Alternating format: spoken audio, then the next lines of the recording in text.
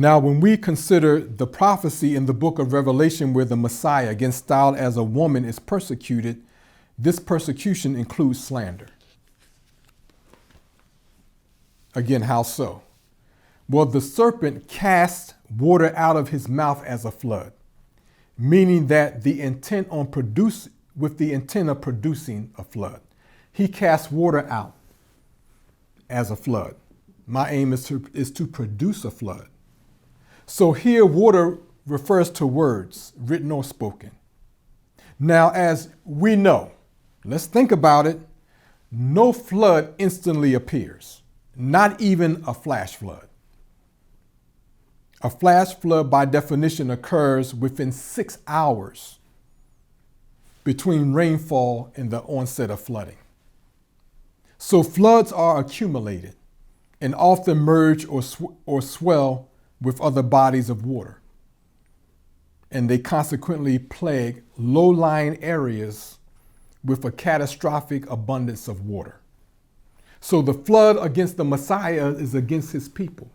It's meant to entrap his people, who many are also part of the flood. He's already taken off on 2 wings of an eagle. So now the effort is to turn us against him through slander. Now the synagogue of Satan is headquartered by a few wicked families, but they count on the ignorant masses of the low-lying areas of the flood, or where the flood can reach, to gobble down and spread lies and slander that they invent, even if that slander is against their own best interests. Because you think trifling about it. That's what Allah is saying.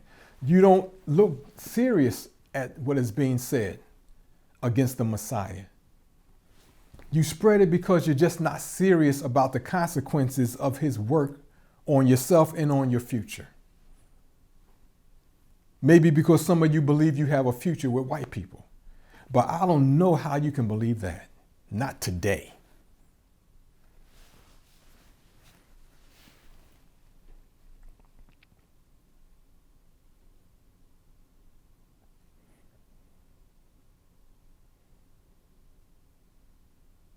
Well, as we approach the synagogue of Satan's imminent attack on the Honorable Louis Farrakhan's integrity, morality, and work,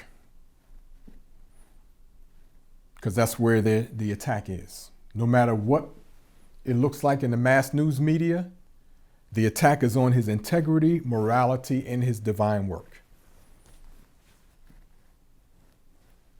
What part of this attack are some of those who claim to believe in him going to play in accumulating the flood of slander against him because of their ignorance and or arrogance to speak about that which they know little or nothing about? What part are you going to play in spreading the slander? Trifling attitude, arrogant, self-righteous attitude. Brother or sister believer. Now in verse 16 in Revelation 12, this prophecy of the flood against the Messiah continues. Now it states, "But the earth helped the woman, and the earth opened her mouth and swallowed up the flood, which the dragon had cast out of his mouth." Now I heard people mention that verse. Well, how should this verse be interpreted? Some scholars and clergy presume that the earth represents the people. But given that the people are also involved in producing the flood of slander against the Messiah, this may not necessarily be the right interpretation. Oh, the earth helped swallow up the flood. What does that mean? It's a presumption if you think it means the people are going to help insulate the Messiah from the flood. He's already gone.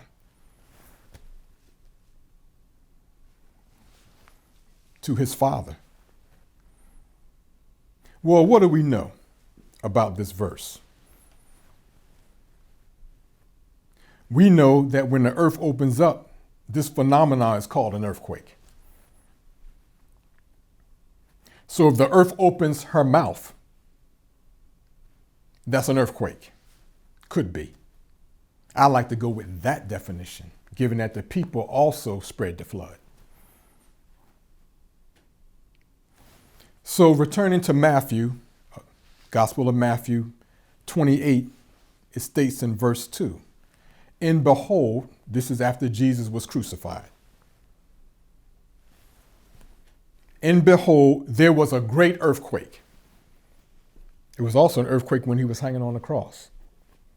For the angel of the Lord descended from heaven and came and rolled back the stone from the door and sat upon it.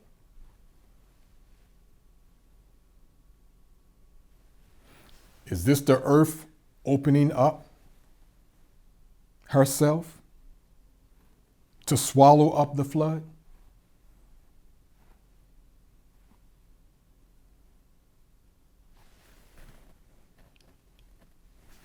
Again, this great earthquake happens after the Messiah is crucified and on his way to the Father.